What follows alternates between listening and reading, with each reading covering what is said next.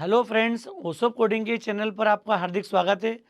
दोस्तों, हमने last lecture में डिस्कस किया था स्ट्रिंग डेटा टाइप के फंडामेंटल्स की। आपको याद होगा, हमने डिस्कस किया था string means group of characters ends with null character. कैसे हम स्ट्रिंग को रीड करते हैं, राइट करते हैं, उसका मेमोरी रिप्रेजेंटेशन क्या होता है, नल कैरेक्टर का क्या इंपॉर्टेंस होता है, ये सारे पॉइंट हमने डिस्कस किए थे। जो साथी आज इस लेक्चर में फर्स्ट टाइम आए, उनसे मेरा रिक्वेस्ट है कि वो प्लीज़ लास्ट जो लेक्चर स्ट्रिंग का था उसे ज़रूर देखें, समझें, ताकि हमें स्ट्रिंग का फंडामेंटल क्लियर हो। और अब हम उसके बेस्ड प्रोग्रामिंग प्रॉब्लम्स को यहाँ पर डिस्कस करेंगे। तो आज हम बहुत सिंपल प्रॉब्लम डिस्कस कर रहे हैं। यहाँ पर we need to find the length of the string. अब स्ट्रिंग की लेंथ फाइंड करने के दो तरीके हो गए। एक तो स्टैंडर्ड फंक्शन का मैं यूज़ कर लूँ। स्टैंडर्ड फंक्शन अवेलेबल है strlen।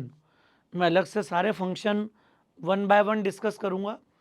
तो मैं चाहूँ तो यहाँ पर स्टैंडर्ड फंक्शन भी यूज़ कर सकता हूँ, और या फिर हम खुद का लॉजिक लगाएं। अगर मेरे पास फंक्शन गिवन नहीं हो तो एज ए प्रोग्रामर हम उसको कैसे कैलकुलेट करेंगे, तो यही पॉइंट, यही कॉन्सेप्ट आज हम यहाँ पर डिस्कस करेंगे।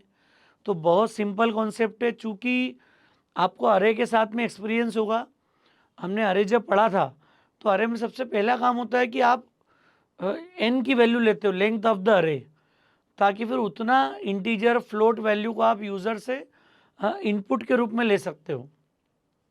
स्ट्रिंग के साथ में ये प्रैक्टिकली पॉसिबल नहीं है कि आप हर स्ट्रिंग डेटा के लिए पहले से उसकी लेंथ पूछो, क्योंकि ये बहुत जेनरिक डेटा टाइप है। मैंने एग्जांपल आपके साथ शेयर किया था कि अ, अगर बोला जाए कि enter the length of your name, तो it's not feasible. Enter the length of your address, enter the length of your qualification, तो ये कुछ भी फिजिबल नहीं है। तो स्ट्रिंग जब भी डील होती है तो डायरेक्टली हम उससे इंटरेक्ट करते हैं, और इस तरह की प्रॉब्लम आती है कि आपको स्ट्रिंग की लेंथ खुद को कैलकुलेट करना है। जो स्ट्रिंग गिवन है, जो एज इनपुट हमें मिली है, उसकी लेंथ हमको निकालना है। सपोज यूज़र ने हमें एक स्ट्रिंग एंटर की अमित। अमित एक 4 कैरेक्टर का नाम हो गया। यहाँ पर नल कैरेक्टर यहाँ पर ऑटोमेटिकली इंसर्ट होगा। और आपको याद होगा, नल कैरेक्टर जब ऑटोमेटिक इंसर्ट होता है तो मैं इसके बारे में आपको बता चुका हूँ कि it's internal ASCII value is 0।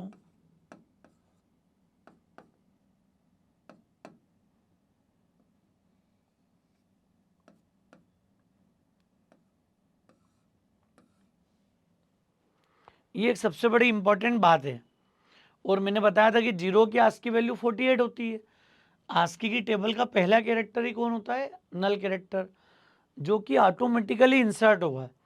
जब जब आप कीबोर्ड से स्ट्रिंग लोगे, ये कैरेक्टर अपने आप as a last character insert होगा, and that will be the indicator for your end of the string.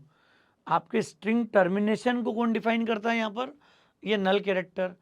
तो लॉन्ग लाइफ, जब तक सी ओ सी प्लस प्लस में हम काम कर रहे हैं और अगर इसी पैटर्न पे आप स्ट्रिंग को डील करते हो, तो फिर ये नल कैरेक्टर और एक स्टार्टिंग एड्रेस, बेस एड्रेस, इन दो बातों का इंपॉर्टेंस होता है।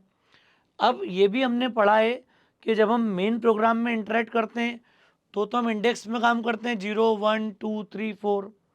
तो अभी मैं जो लेंथ फाइंड आउट कर रहा हूँ, ये मेन प्रोग्राम में कर रहा हूँ, सिंपल मेन में।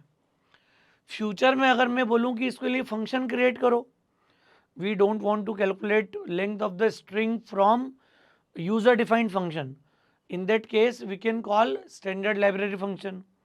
स्टैंडर्ड लाइब्रेरी नहीं होगा, then we can go for creating a user defined function. तो ये भी पॉसिबल है, this is also possible. Clear? देखते समझते हैं हम लोग कि अगर मुझे स्ट्रिंग की लेंथ निकालना होगी तो उसका कॉन्सेप्ट क्या, फंडामेंटल क्या है। इनपुट लेना होगा पहले आपको स्ट्रिंग को। तो मैं थोड़ा सा प्रोग्राम के रूप में लिख रहा हूँ, ज़्यादा बड़ा लॉजिक नहीं है, तो हम लोग सब कुछ साथ में देखते जाएंगे। इनिशियली पहले स्ट्रिंग को इनपुट ले लें हम लोग। यहाँ पर डिक्लेरेशन का तरीका तो वही है, केयर str1020 जो देना हो दे दो आप। और the second important variable is length. अरे लेंथ हमें कैलकुलेट करनी है, तो दो वेरिएबल ले लिए, एक हमने स्ट्रिंग को डिक्लेयर करा, देखने में ये लगता है कैरेक्टर अरे, लेकिन जब इसको प्रैक्टिकली हम लोग यूज़ करते हैं तो उसके यूसेज पे डिपेंड करता है कि हम उसे कैरेक्टर अरे के रूप में इम्प्लीमेंट कर रहे हैं या फिर उसे स्ट्रिंग के रूप में इम्प्लीमेंट कर रहे हैं। ये एक बहुत ज़रूरी पॉइंट है जो कि मैं क्लियर कर चुका हूँ लास्ट लेक्चर में।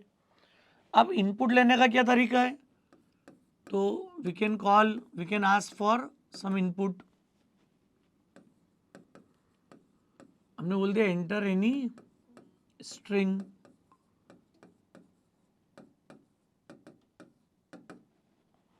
और इनपुट में हमने फंक्शन देखा था गेटएस str। स्कैनएफ का ड्रॉबैक मैंने डिस्कस किया था, अगर मैं यहाँ पर स्कैनएफ लगाता हूँ परसेंटेज एस के साथ में, तो वो सिंगल वर्ड स्ट्रिंग को रीड कर पाएगा, दैट के not store multi word string. Name और सरनेम साथ में आ रहा है या कोई सेंटेंस आ रहा है तो ये फर्स्ट वर्ड के बाद ही उसको टर्मिनेट कर देगा, कौन, स्कैनएफ फंक्शन। तो उसको रिजॉल्व करने के लिए हमने प्रैक्टिस डेवलप की है अब, कि जब जब स्ट्रिंग को इनपुट लेंगे हम तो हमेशा किसके थ्रू लेंगे, यहाँ पर गेटएस फंक्शन के थ्रू। गेट स्ट्रिंग, दो फंक्शन मैंने आपसे डिस्कस किए थे, gets puts. They are unformatted string IO function. Unformatted means कि उसके लिए मुझे परसेंटेज एस ना तो रीडिंग में रिक्वायरमेंट है इनपुट टाइम पर ना आउटपुट टाइम पर। अब जैसे ही मैंने इस str को लिया, ये स्ट्रिंग मेरे सामने आ गई, इसका मेमोरी एड्रेस भी आपको विजिबल है और साथ में इंडेक्स भी विजिबल है, ताकि इंडिविजुअल कैरेक्टर को हम किस इंडेक्स के साथ स्टोर कर पा रहे हैं ये भी हमें समझ में आ जाए। क्लियर? तो ये इसका मेमोरी रिप्रेजेंटेशन है। हाँ, स्ट्रिंग के फर्स्ट एलिमेंट के एड्रेस को हम लोग क्या बोलते हैं, बेस एड्रेस।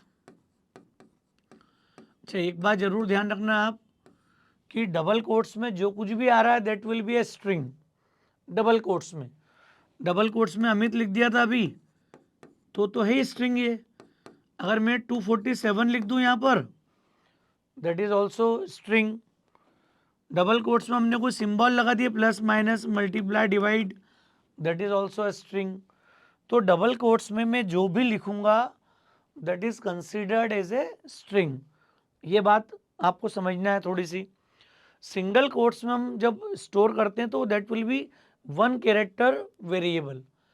एक सिंगल कोट्स अगर आप यूज कर रहे हो that represents one character eight A time, और डबल कोट्स यूज कर रहे हो that means that is a string constant. तो ये कांस्टेंट है, अभी हमने वेरिएबल के थ्रू इसमें डेटा स्टोर किया है। ये 20 का है, आपको लग रहा होगा मैंने 5 लिखे हैं, तो ये आगे खाली है पूरा, है ना, 20 तक का मेमोरी एलोकेशन है। हालांकि मैंने आपको बहुत इंपॉर्टेंट बात बताई थी कि स्ट्रिंग में इस लिमिट का कोई रोल नहीं है, क्योंकि अभी हम शुरुआत में बचपन में स्ट्रिंग के, तो अभी हम बहुत ज़्यादा उसके साथ में एक्सपेरिमेंट नहीं कर रहे हैं। लेकिन आपको फ्यूचर में समझ में आएगा कि स्ट्रिंग में इस लेंथ का कोई इंपॉर्टेंस नहीं है। मैं अभी 3 कैरेक्टर की स्ट्रिंग डिक्लेयर कर दूंगा, and if I read any string data type और आई रीड दिस अमित, तो भी ये स्टोर होगा इंक्लूडिंग नल कैरेक्टर। क्योंकि यहाँ पर दो बातें इंपॉर्टेंट रोल प्ले करती है। Number one is base address and the second important term is the null character that indicates the termination of the string. Clear? तो दोस्तों ये यहाँ तक का पार्ट अभी हमने यहाँ पर डिस्कस किया है। अब हम क्या चाह रहे हैं, इस स्ट्रिंग की लेंथ कैलकुलेट करें। तो लेंथ के लिए हमने क्या किया, इस लेंथ वेरिएबल को इनिशियलाइज किया 0 से। अरे दुनिया में कहीं भी कुछ कैलकुलेशन करनी है, कुछ काउंटिंग करनी है, कुछ सम करनी है, तो प्लस वाली कोई स्थिति बनती है, दैट मीन्स कि हमें इनिशियलाइज किससे करना है, वेरिएबल को 0 से। क्लियर? अब यहाँ पर जो लूप हमें लगाना है वो कौन सा होगा, दैट इज वाइल लूप। हम फॉर के बजाय हमेशा क्या प्रिफर करेंगे यहाँ पर, वाइल लूप। क्यों वाइल लूप? क्योंकि यहाँ पर टर्मिनेशन किससे डिफाइन है, नल कैरेक्टर से। अब वो 4 कैरेक्टर के बाद आएगा या 40 कैरेक्टर के बाद आएगा, दैट इज नॉट डिफाइंड।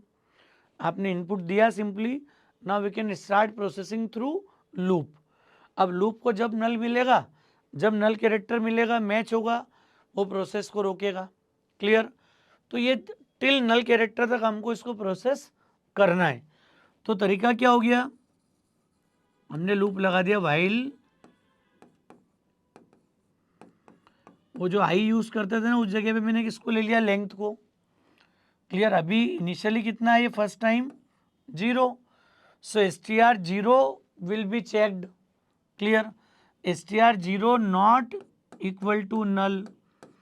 दोस्तों बाकी लिंक जब अरे पढ़ते हैं हम कुछ और टेक्नोलॉजी में, सॉरी कुछ और प्रोग्रामिंग प्रॉब्लम अगर हम डिस्कस करते हैं तो आपने नोटिस किया होगा कि मुझे लूप को चेक करना पड़ता है कितनी बार चलेगा। हमने जब शुरुआत की थी लूप्स की प्रोग्रामिंग की तो आपने कई बार ऑब्जर्व किया होगा कि हम जज नहीं कर पाते हैं कि एक्चुअल में लूप मुझे कितने टाइम चलाना है। स्ट्रिंग के साथ सबसे बड़ी खूबसूरती क्या है, there is only one defined termination and that is null character.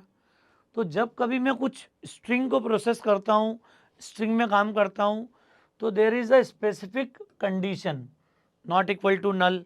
Every time we will check this particular condition. Whenever you will process any string, you need to run that loop till not equal to null. Clear? तो जब तक नल reach नहीं हो जाए, नल मिल नहीं जाए, तब तक आपको स्ट्रिंग को प्रोसेस करना है। That will be a indicator for the end of the string. अब दोस्तों देखो, आप समझना स्टेप बाय स्टेप, सामने सब कुछ है, बहुत आसान है। str0 क्या है देखो आप, str0 is A, in our case it's capital A, तो ये चेक करेगा capital A not equal to null. अब कैपिटल ए भी सिंगल कोट्स में ही है, it is one of the character, वो नल भी एक कैरेक्टर है, तो ये मैच होंगे नॉट इक्वल टू। तो ये नॉट इक्वल टू कैसा होगा, एक्चुअल में इसकी इंटरनल इंटीजर वैल्यू कंपेयर होती है। दोस्तों किसी भी लैंग्वेज में जब स्ट्रिंग में काम करेंगे हम, हर बार या तो उसकी आस्की वैल्यू कंपेयर होगी, क्योंकि अभी हम C++ के एनवायरनमेंट में, जावा में, सी शार्प में या कोई और लैंग्वेज में आप काम करोगे, पाइथन में काम करोगे, तो सब जगह आपको यूनिकोड का मैकेनिज्म मिलेगा। यूनिकोड में वो 2 बाइट के कॉन्सेप्ट से होगा, लेकिन मीनिंग उसका यही होगा कि आपको दोनों कैरेक्टर की इंटरनल कैरेक्टर वैल्यू पता करना है।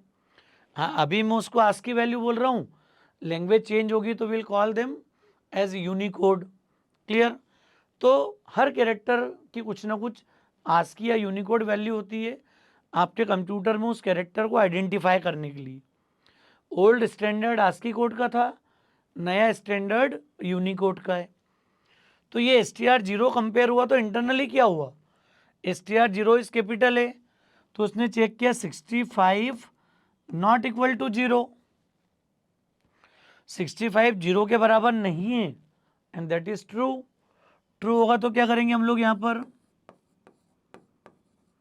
Length plus plus, single step, छोटी सी स्टेप लगानी है आपको, length 0, str length not equal to null, null नहीं है क्योंकि ए कंपेयर किया मैंने, length plus plus means what, this is now 1, अरे it is got the increment, so it is now 1। आगे आ गए लूप के नेक्स्ट राउंड में, this is what, str1, str1 not equal to null, तो str1 is m, m not equal to null, तो m की भी एक आस्की वैल्यू है स्मॉल m, तो स्मॉल m मतलब क्या हो गया, तो ये 13 करीब पोजीशन पर आ रहा है, तो 97 प्लस 13 इट इज 109 और 1010, जो भी 109 10 कुछ वैल्यू होगी, that is again not equal to 0, m not equal to 0, so your length is now 2। अब ऊपर आ गए हम str2 not equal to null, 2 is what, i not equal to null, again true, length plus plus that is now 3, increment हो क्या हो गया, str3 not equal to नल। देखते हैं ना, अब एक एक बार ये डायग्राम बनाना, स्ट्रिंग को डिफाइन करना, ये बहुत इसेंशियल है, इस पे जरूर काम करना है। str3 मतलब t not equal to null, that is again true, t की आस्की वैल्यू 115 के ऊपर, 115 के ऊपर, कुछ not equal to null, true, length plus plus that is what 4। ऊपर आ गए str4 not equal to null. अब str4 मतलब नल, तो यहाँ पर भी नल कैरेक्टर आ गया। Null not equal to null मतलब zero not equal to zero, and that is false. जब zero not equal to zero compare किया हमने तो ये क्या हो गया, फॉल्स। फॉल्स मतलब लूप टर्मिनेट हो गया, लूप से बाहर आ गए। तो लास्ट वैल्यू जो हमारे पास लेंथ की है that is 4। So length of this Amit string is now 4। तो आप उसको प्रिंट कर दो रिजल्ट के रूप में।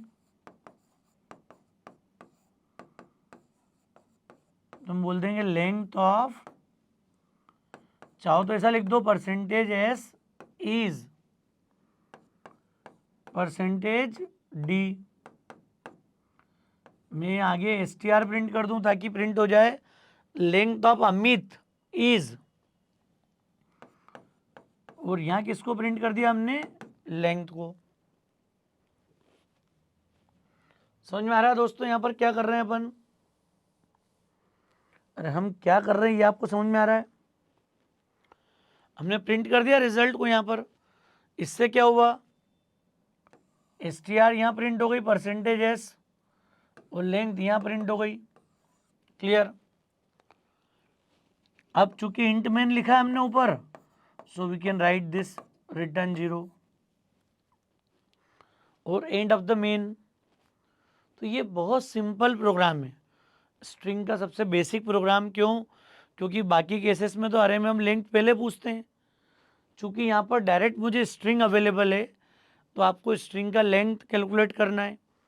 तो ये एक बहुत सिंपल सा एल्गोरिथम है जो लेंथ को जीरो से इनिशलाइज करने से लेके एक लूप तक की प्रोसेस की हमने यहाँ पर, और एक एक वैल्यू हमने इंक्रीमेंट करके इसको, आपने देखा होगा ड्राई रन किया पूरा।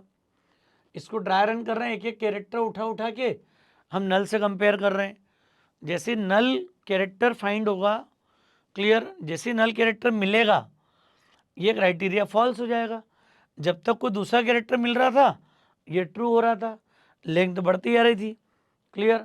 अब आप कितनी बड़ी भी स्ट्रिंग दोगे तो ये प्रोग्राम प्रॉपरली रन होगा। तो ये हमने लेंथ निकाली स्ट्रिंग की यहाँ पर सिंपल तरीके से।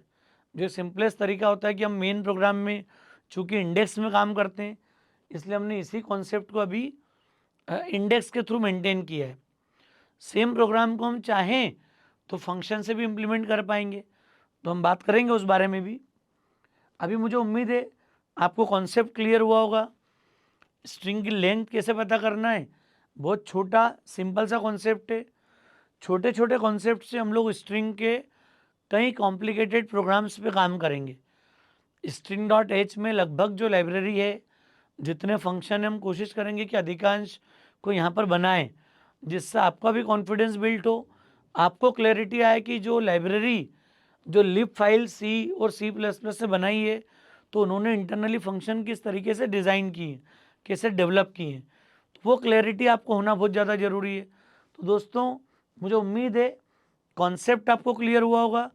जीरो एरर प्रोग्रामिंग का क्या फील होता है, क्या कॉन्सेप्ट होता है, ये आपको समझना बहुत ज़्यादा ज़रूरी है। सेमी कॉलन की भी एरर हमारे कोड में नहीं आना चाहिए। पेपर पे हम लोग इतने स्ट्रांग हो जाएं कि जब मशीन पे काम करने जाएंगे तो that will be a formal approach. ऐसा लगेगा ही नहीं कि कोई बहुत बड़ा एफर्ट्स हम लोग कर रहे हैं। हाँ, उस टाइप की प्रॉब्लम्स आएंगी आगे जाके, जब थोड़ा सा कॉम्पिटिटिव कोडिंग की प्रिपरेशन करेंगे, डिफरेंट कोडिंग वेबसाइट्स पे जाएंगे तो चैलेंजेस आपके सामने आएंगे स्ट्रिंग को लेके। उनके लिए फिर हम एफर्ट्स करेंगे काम करने के लिए। ठीक है दोस्तों, उम्मीद है मुझे लेक्चर आपको ठीक लगा होगा। लेक्चर ठीक लगा हो तो हमें कमेंट करके ज़रूर बताएं, लाइक ज़रूर करें, सब्सक्राइब अगर आपने चैनल को नहीं किया है तो मेरा रिक्वेस्ट है आप चैनल को सब्सक्राइब ज़रूर करें। Thanks a lot.